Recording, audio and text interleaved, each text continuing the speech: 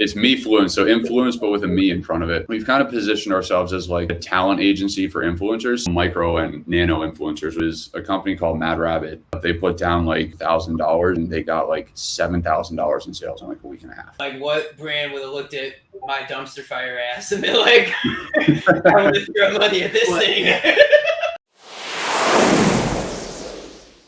Yeah, so when I started, it was middle of quarantine and like locked in our house for however long. I'm a computer nerd. All I've been doing is just like, trying to learn different stuff to do on the computer. And I had wanted to get into like app development, like actually building like user interfaces on your phone and stuff. Because for the most part, I'm what you would consider like a back-end engineer. I don't do any of like the pretty stuff. Like you go to a website, it looks nice, you click on buttons. Like I don't do any of that. I do, once you click on that button, what happens next? Like what happens behind the scenes? That's stuff that I do. So I had, just kind of randomly talked to my buddy, our partners are Dustin and Jake. Those are kids I went to high school with. And then they were telling me how they were doing this idea. And I was like, oh, and when I started, I wasn't even really working for them. I was just kind of following along. So I was interested in it. And then they asked me if I wanted to come on board. And I was like, yeah, definitely. So I initially went in thinking I'm going to be like a software engineer for this thing. And then I got in and I was like, like I can't code apps at a high enough level to be effective for this. But we had another guy, Mohammed, who was really good at it. And Jake was pretty good at it too. So we were like, all right, they can handle the coding. And I'll help them like give some like, engineering tips here and there, or say like, if we need to like structure different stuff, and all of it's hosted on the cloud. So it definitely helps with that back end knowledge. But for the most part, it was just like, when I joined, I joined like end of October and we launched the app last November. So it was like coming fresh. And in the beginning we had basically like a chicken and egg problem. It was hard to get influencers on it if we didn't have brands for them to work with, but it was also hard to get brands on it if we didn't have like influencers for them to hire. So there was, 1 or 2 months where it was like just a solid grind of like DMing people and like just reaching out, like basically not cold calling, because we were actually calling them, like sending emails, reaching out on LinkedIn, reaching out on Instagram DMs, just like, sliding in people's DMs, being like, hey, you want to download our app?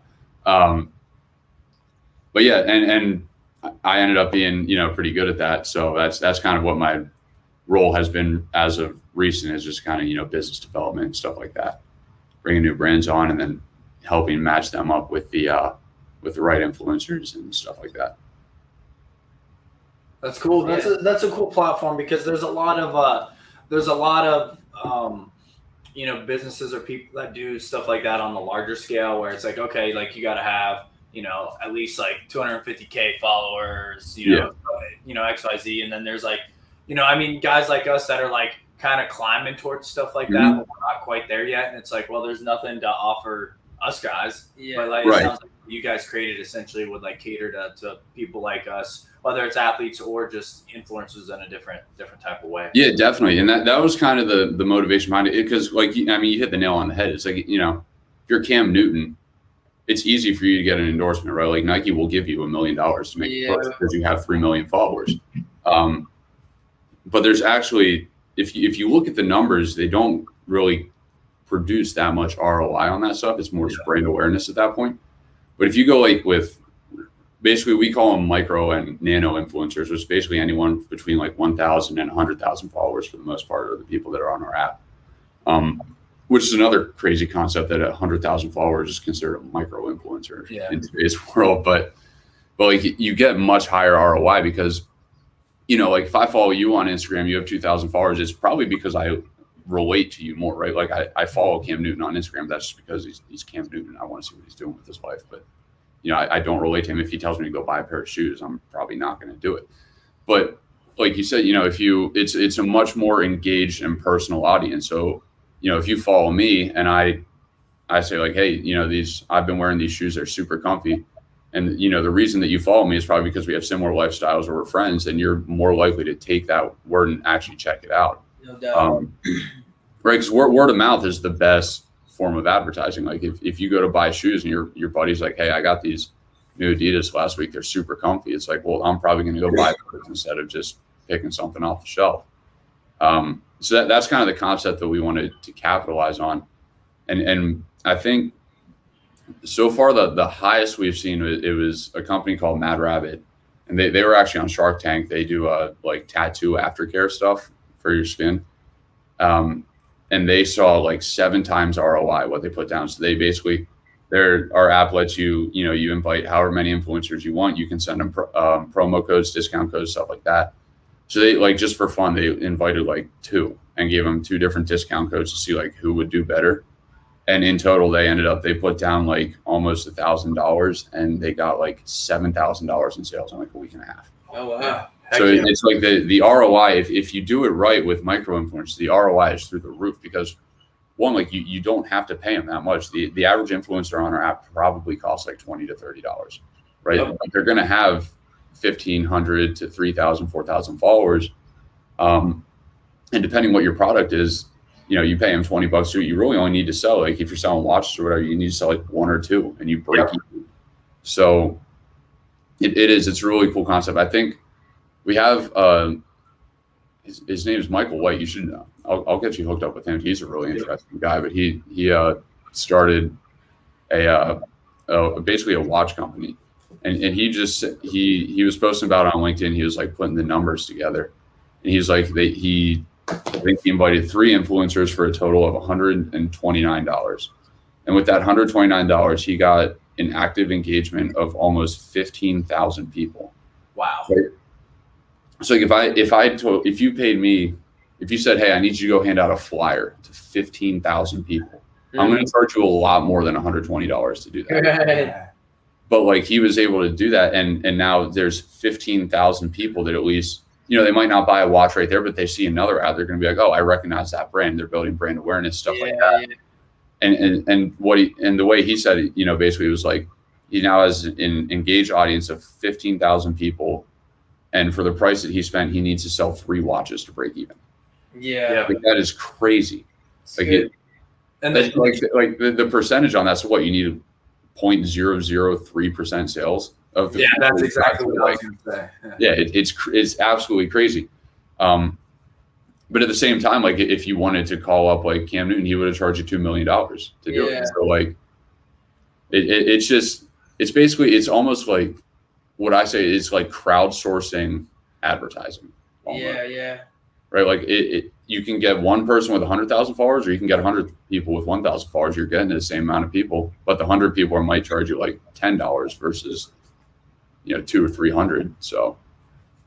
Right. No, it's cool, man. Laying the foundation, Yeah. for, I don't know, a nice firm foundation in the long run, I guess, Yeah. And that's the point. It has been like I said, the first 6 months, it was tough, right? Like, it's a grind. You're calling people, you're doing whatever. But it's been recently, like, we've started having, brands. When we first started, the way it would work is we would DM a brand and we would try to get them on the phone, like set up like a Zoom meeting or something, and like sell the product to them, get them to start a campaign, like tell them which influencers they should be inviting. And then, like, it's posted so other influencers can apply to it and stuff like that.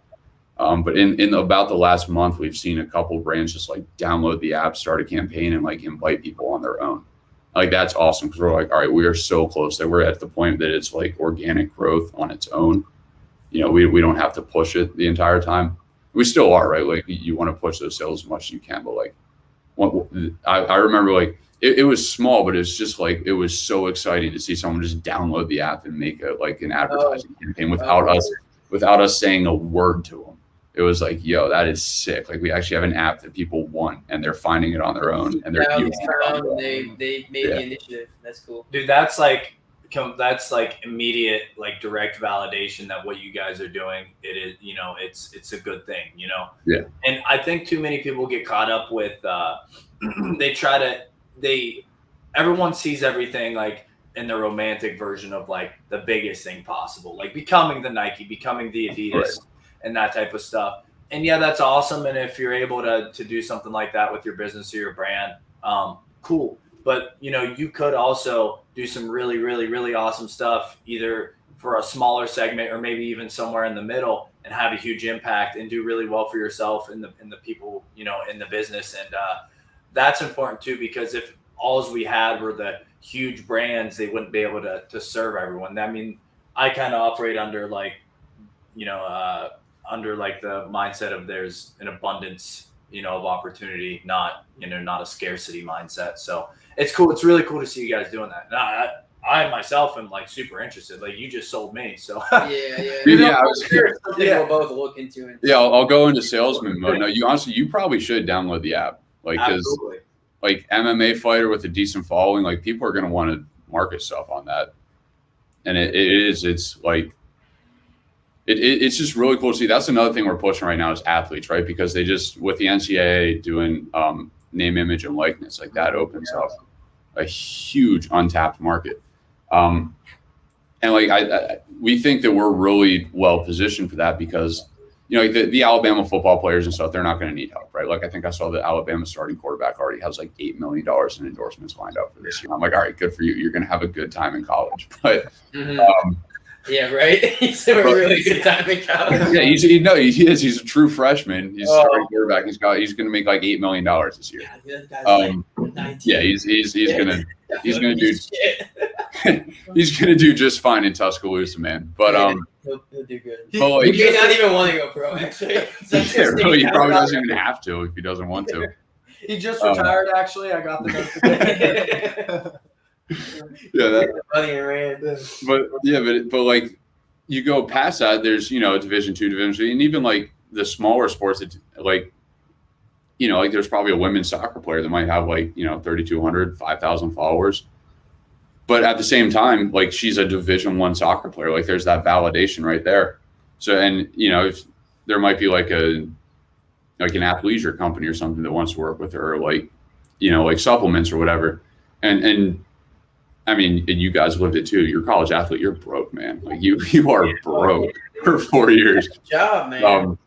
So like $40-$50 here and there, like they're going to jump on that. And then there are going to be brands that are going to be like, all right, they're not famous, but at the same time, it's like I said, it's almost kind of like having a blue check mark. Like they're verified. They're a Division I athlete. People are going to trust what they say.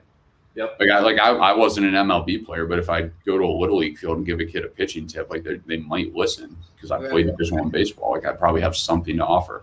So that's like the next thing that we want to like. We're attacking that hard. Like we want to get college athletes on there, help them make money, helping ourselves by helping them. But just the potential there it's so high. And it's so like, I'm jealous because like if like I said, I wasn't a huge name, but like I would have loved to somehow make money off myself in college. Like, it's an awesome time to be getting recruited for college sports. I'll tell you that much. I'm thinking right now, like, what brand would have looked at my dumpster fire ass and been like, "I want to throw money at this thing." Right, but it's not even necessarily brands, right? Like you guys were wrestlers at Kent State. There might be like a bar that would pay you guys to post about it because you got 1,000 followers on campus, and they're like, "Oh, the wrestling team goes there all the time. We should check it out." Like. Like the possibilities are so high. The possibilities and the opportunities, man, just go through the roof. And I think this is only going to make like becoming a college athlete become more prideful. You know what I'm saying? Like a lot more people will take a lot more pride in like what they did or what they're doing. Because there is that like that little elephant in the room. Like I could get some money thrown at me right now, and I'm not even a professional. And right. Yeah, I know, dude. This is good. Like we missed the boat a little bit, but it is what it is. It was that. I mean, that whole concept was such bullshit. I mean, I'm against like directly paying them to play, right? Like I do think like amateur athletics should be given opportunities, though, and they always should have been. Right? Yeah, but it's like if a sorority girl is allowed to make have 100,000 followers and make money off her posts, it's like, dude, the football players at Clemson, they have like 300,000 followers and. It doesn't even have to be football related, but they're not allowed to like just make money off their own. Like who was it? Did you guys see the story? It was like a kicker at like UCF or somewhere. He was like a kicker on the football team, and he was just making like YouTube videos because he was really good at soccer too. So like he was like kicking the ball like off the crossbar from like the midfield and stuff like that. And he was like putting videos up of him doing it. And he started like generating ad revenue on his YouTube videos. And the NCAA said, you're not eligible to play football anymore. But he was making soccer videos. Yeah, as right. a football kicker. He's like, I'm not even making money off of football. Like I'm making money off of soccer, which I don't even play. Dude, that stuff makes Yeah. my stomach turn, man. Yeah, They're making enough money off all these guys for free, and exactly. It was like keeping the university alive, and this guy can't, make some fun videos about kicking soccer balls and stuff. Yeah. it was. They were cool video. Like he would like set a trash can up and he'd stand like on the other end of the field, just boom, right into it. 'Cause he was, I assume he was good at soccer and that's how he ended up being a football kicker. But it's like completely different sports. Like why is he not allowed to do that? Yeah, dude, they want their hands in on everything, man. But this is good, man. This is good. I think, like I said, a lot of more athletes are going to take a lot more pride in probably being an athlete now, as opposed to just thinking they just got recruited just to be there, So there's another avenue alongside it too, man, to build a name. Yeah, and it'll be like a good learning experience. Like kids are going to learn how to market themselves, 100%. which is awesome. 100%, man. Like that's all life is. Really, I mean, you interview for a job, you're selling yourself. Selling yourself. Yeah. You want to make a team. You have to we're sell performing yourself. it the whole time, so you don't even realize it. But, Yeah. It is what it is. Real quick, again, just shout your app out one more time, man, just so Mefluence. loud and clear. Yeah, it's Mefluence. So influence, but with a me in front of it. Okay. Cool, man. Super easy. You can go on the App Store. You can download it now. The other thing is it's completely free to use, right? Like, so we're kind of set up. We've kind of positioned ourselves as like a talent agency for influencers. So if say you set your price up front, that's another thing that's different. Like there's no negotiation, right? Like you say, hey, I'll do a job for $50, and they either say yes or no. And they might come back and say, hey, you're charging too much, and then you have the option to drop your price, but you're not like doing like back and forth negotiation. We wanted to get rid of that because that's where like smaller scale influencers just get screwed because like they don't have an agent, they don't have like someone to represent them. So our whole thing was making it as easy and fast as possible, but it's completely free. Basically, if your price is $50, we take 20%, so you would get paid out 40, but you get paid out instantly, which is awesome. You post, we verify it automatically as soon as you hit the submit button. If all the boxes get checked, boom, you got money in the bank. We don't charge brands anything to use it. So that's kind of our whole business model. We were like, there are other there's like Grin, there are other sites that help influencers do that, but they charge like $200, $300, $400 a month, and I'm like, yeah, you don't need that. Like said, like the Ubers and the Airbnbs did it right? It's shared economy. We make money if you make money, but if you have a product that people want to use, you don't have to have a monthly subscription. Right. If they are using it, you will make your money. So yeah,